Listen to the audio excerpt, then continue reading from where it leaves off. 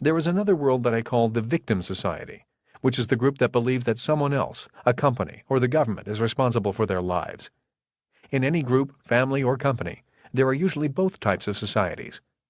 Both see the world from their own context or reality, and both seem to think they are right. I have found that one of the dividing factors between both societies is their core view on the ideas of risk versus control.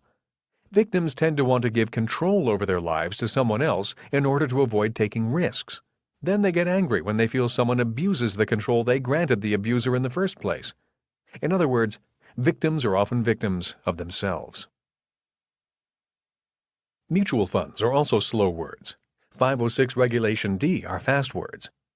The reason I say that mutual funds are slow is because the big profits or appreciation in any paper asset is made at the formation of the company, prior to the company going public.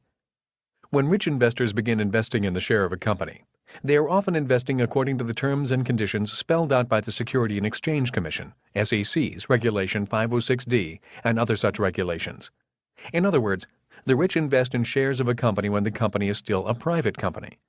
The public invests in shares of a company after it becomes a public company. The differences can be enormous.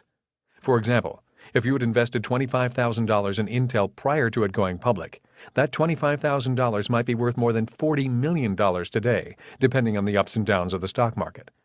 This does not mean mutual funds are not good investments. For most people, mutual funds are great investments.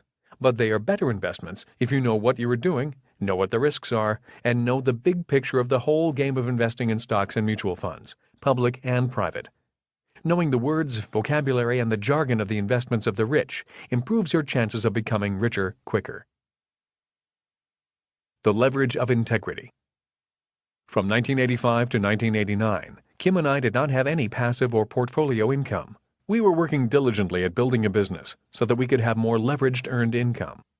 All the extra money we earned went back into building the business.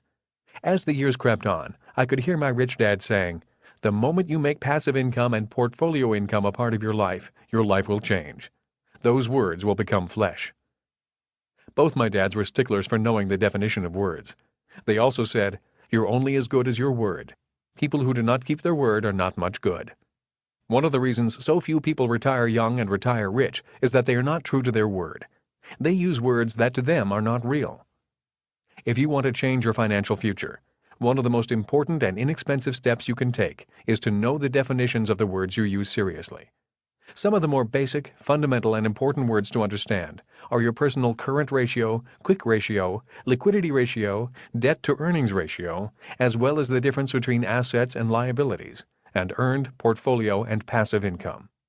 All of these words are defined and explored in my previous books and audio programs, particularly Rich Dad's Guide to Investing and Rich Kid, Smart Kid.